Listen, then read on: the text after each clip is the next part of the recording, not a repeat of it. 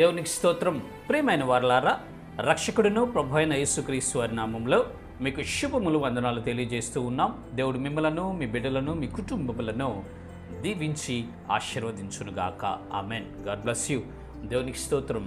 హల్లెలూయా. ప్రియమైన దేవుని పిల్లలారా, ఒక్కొక్కసారి మన చేతులారా నష్టాన్ని కొని తెచ్చుకుంటాం, కష్టాల్లోకి వెళ్ళిపోతాం. మనం చేసేటటువంటి పనులు చెడ్డ ఫలితాలను ఇచ్చటం వలన మనం కృంగుదలలోకి, నిరాశలోకి వెళ్ళిపోతాం. తెలివి లేక, వివేచన లేక, అజ్ఞానం చేత కొన్ని పనులు మనము చేయటం వల్ల వాటి యొక్క చేదు ఫలితాలని మనము అనుభవించాల్సి వస్తుంది. ఆ టైంలో అది మనకు నష్టముగాను, బాధగాను, భారంగాను ఉంటుంది. అయితే ప్రియమైన దేవుని పిల్లలారా, మనం ఏ విధంగా ఉండాలి, ఏ విధంగా ఉంటే భద్రపరచబడతాము, కాపాడబడతాము అని మనం ఒకసారి ఆలోచించినట్లయితే పరిశుద్ధ లేఖనాల నుంచి దేవుడు తన భక్తుని ద్వారా ఈ రీతిగా రాయిస్తూ ఉన్నాడు. చూద్దాము.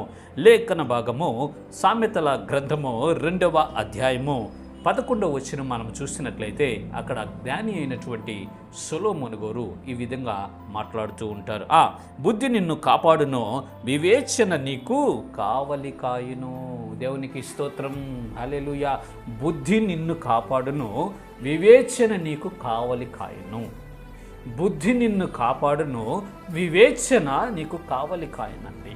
బుద్ధి లేకపోతే ఎలా పడితే అలా ప్రవర్తిస్తాం, ఎలా పడితే అలా మాట్లాడతాం, ఏ పని పడితే ఆ పని చేసి నష్టపోతాం, కష్టపడతాం, నిందించబడతాం, ద్వేషించబడతాం, దూషించబడతాం.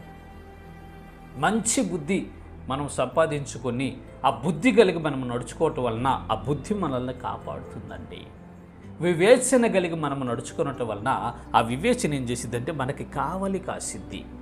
దుష్ట మార్గంలోకి వెళ్లకుండా, చెడ్డవారితో సహవాసం చేయకుండా, శ్రమల్లోనూ, ఉరిలోనూ, బాధలోనూ, నష్టంలోనూ పడిపోకుండా ఈ వివేచన అనేది మనల్ని కావలి కాస్తూ ఉంటుంది. ప్రియులారా, మనకి బుద్ధి, వివేచన ఈ రెండు లేకపోతే కష్టాల పాలవుతాం, శ్రమల పాలవుతాం, నష్టపోతాము. అందరు చెప్పే మాటలన్నీ విని నమ్ముతామండి.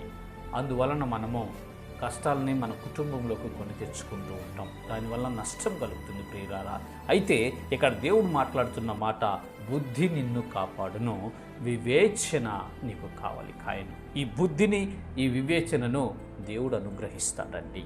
మనం ఏం చేయాలంటే యథార్థమైన మనస్సుతో, ప్రభు జ్ఞానము లేని నాకు బుద్ధిని, మంచి బుద్ధిని, వివేచనను దయచేయండి ప్రభు అని మనము దేవునిని అడగాలండి. అడిగినప్పుడు ఆయన ధారాళంగా ఇస్తాడు. ఎవరిని గద్దించక అందరికీ ధారాళంగా అనుగ్రహించే ప్రేమాస్వరూపి అయిన దేవుణ్ణి మనము కలిగి ఉన్నాం. ప్రియులారా, ఆ బుద్ధి, జ్ఞానము, వివేచన మనకి పొందుకున్నప్పుడు ఎలా నడుచుకోవాలో, ఎవరితో స్నేహం చేయాలో, ఏం మాట్లాడాలో, ఎలా ప్రవర్తించాలో, మన విశ్వాస జీవితాన్ని ఎలా కొనసాగించుకోవాలో మనకు అర్థమవుతుందండి. అందుకే బుద్ధి మనకు కావాలి, వివేచన మనకు అవసరం. ప్రియమైన దేవుని పిల్లలారా, బుద్ధిని, వివేచనను, జ్ఞానమును అడగండి దేవుని వద్ద. ఆయన వద్ద ఇవి పొందుకొని ఈ విశ్వాసయాత్రలో భద్రంగా, జాగ్రత్తగా దేవుని వైపు చూస్తూ నడిచినప్పుడు సత్ఫలితాన్ని పొందుకుంటాము, ప్రయోజనకరమైనటువంటి వారిగా మార్చబడతాం. కాబట్టి ప్రియమైన దేవుని పిల్లలారా, బుద్ధిని, జ్ఞానమును, వివేచనను కలిగి జీవించుదాము. ఈ విశ్వాసయాత్రలో దేవుని దృష్టిలో యథార్థవంతులుగాను, మనుషులకి ప్రయోజనకరమైన వారిగా ఉంటూ ఈ విశ్వాసయాత్రను కొనసాగించుకొని పరలోక రాజ్యం చేద్దాం. ఇటు కృప దేవుడు మనందరికీ కలుగు చేయను గాక. ఆమేన్. God bless you. దేవునికి స్తోత్రం. హల్లెలూయా. Praise the lord.